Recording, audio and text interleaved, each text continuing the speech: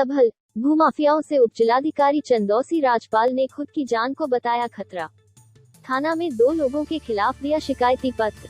एक दिन पूर्व उपजिलाधिकारी पर व्यापारी संगठन ने लगाया था करोड़ों के भ्रष्टाचार का आरोप। एसडीएम ने अपने बयान में भूमाफियाओं से खुद को खतरा बताते हुए कहा, मेरे ऊपर चढ़ाया जा सकता है ट्रक, कराई जा सकती है हत्या। न्यूज़ भारत प्लस के लिए जिला ब्यूरो चीफ गौरव की रिपोर्ट। आपके खिलाफ भी जो मुकदमा दर्ज हुआ है, तो क्यों ऐसे मुकदमेबाजी? जब उत्तर प्रदेश में भारतीय जनता पार्टी की चुनाव से पूर्व भारतीय जनता पार्टी ने एक नारा दिया, भ्रष्टाचार मुक्त शासन और जवाबदेह प्रशासन। इस नारे से प्रेरित होकर प्रदेश के वैश्य और व्यापारी समाज के लोगों ने भारी तादाद में भाजपा के पक्ष में मतदान किया और उनकी सरकार को बनाने में बड़ा योगदान किया।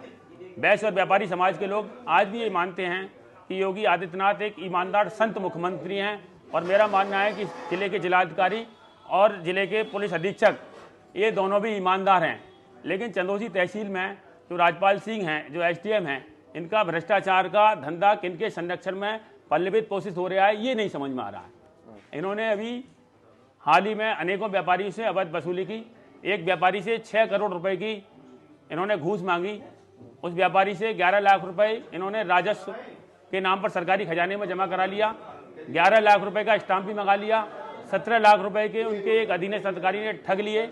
जब उस व्यापारी ने 6 करोड़ रुपए देने को मना कर दिया तो उनके खिलाफ झूठा अभियोग पंजीकृत करा दिया और उस व्यापारी के खिलाफ उस फाइल को भी निरस्त कर दिया। वो व्यापारी आत्महत्या करने जा रहा था। अखिल भारतीय वैश्य महासम्मेलन के पदाधिकारियों को जब इस बात का ज्ञान हुआ, जानकारी हुई, तो उन्होंने उस परिवार के साथ जाकर उनका ढांढस बंधाया और उसे ये भरोसा दिलाया कि अखिल भारतीय वैश्य महासम्मेलन आपकी कानूनी लड़ाई लड़ेगा, आपके साथ है। अखिल भारतीय वैश्य महासम्मेलन के पदाधिकारियों ने पुलिस अधीक्षक संबल से संपर्क किया। पुलिस अधीक्षक संबल ने उसकी जाँच क्राइम ब्रांच को दे दी। क्राइम ब्रांच ये था कि झूठी रिपोर्ट दर्ज कराने, मुकदमा एक्सपंज होना चाहिए था और जो झूठी रिपोर्ट दर्ज कराने वाले हैं उनके खिलाफ 182 की कार्रवाई होनी चाहिए थी। अच्छा पवन जी, जो आपने ये तमाम तरह के आरोप लगाए हैं एसडीएम चंदौसी पे, तो इसके कोई साक्ष्य भी आपके पास उपलब्ध हैं या केवल आपके ये केवल आरोप हैं? ये चूंकि जो जांच होगी, 118 फाइलों की जब जांच होगी तो उसमें सारी चीजें निकल जाएंगी। 118 जो निर्णय नहीं हो सकते वो निर्णय किए गए हैं, जो हो सकते हैं वो खारिज किए गए हैं। यही जांच का विषय। हम तो प्रशासन से ये भी मांग कर रहे हैं।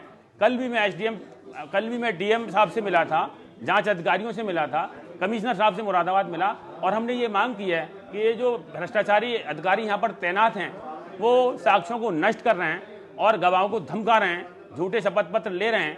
17 दिन पहले जांच हुई थी, 17 कदम भी जांच आगे नहीं बढ़ी है और एक नेचुरल लॉ ऑफ जस्टिस है, ये फंडामेंटल नियम है कि जिस आरोपी अधिकारी के खिलाफ जाँच होगी तो उसके या तो उसे निष्कासित किया जाएगा या उसका स्थानांतरण दूसरे स्थान पर किया जाएगा।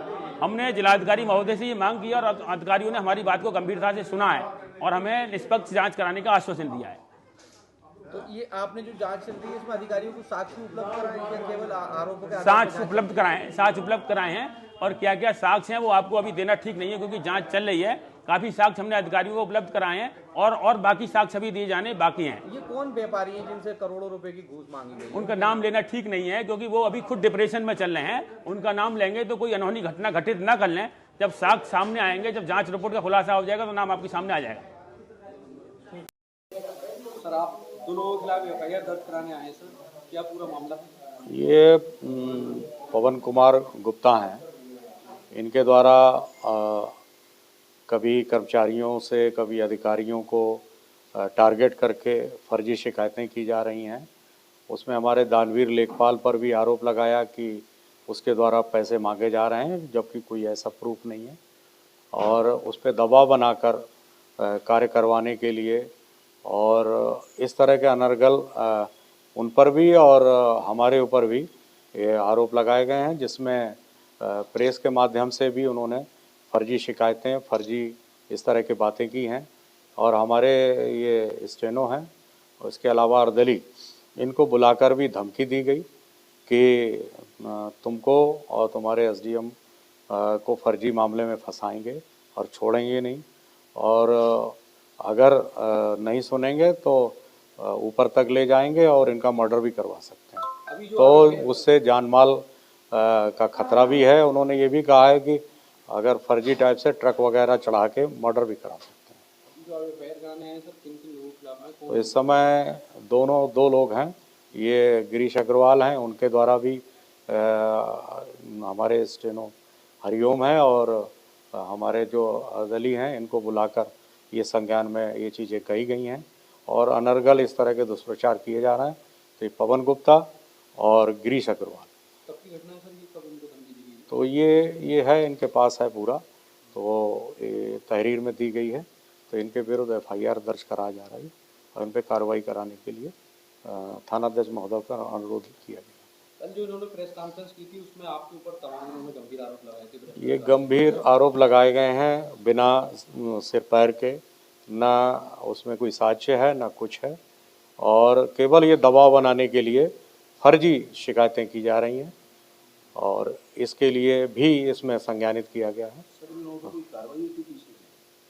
पूर्व में ये भू माफिया के रूप में इन पर कार्रवाई की गई थी, FIR दर्ज कराई गई थी और उसकी जांच पूर्व में ADM साहब और एक टीम गठित की गई थी, उसके द्वारा भी की गई और उसमें भी ये मामला सही पाया गया था। इसके अतिरिक्त इनकी अन्य भी जांचें चल रही हैं, जो इनके द्वारा अवैध रूप से ज़मीनें बेची गई हैं या गांव समाज की क्षति पहुंचाई गई है या जो है वो अन्य जांच चल रही, लेकिन ये दबाव बनाने के लिए इनके द्वारा ये किया जा रहा, इसके लिए आज FIR कराई है। इनकी शिकायत पे भी कोई आपके खिलाफ जांच चल रही है? जो जांच है वो अपना जिला स्तर पे है, वो जांचें जो भी हैं।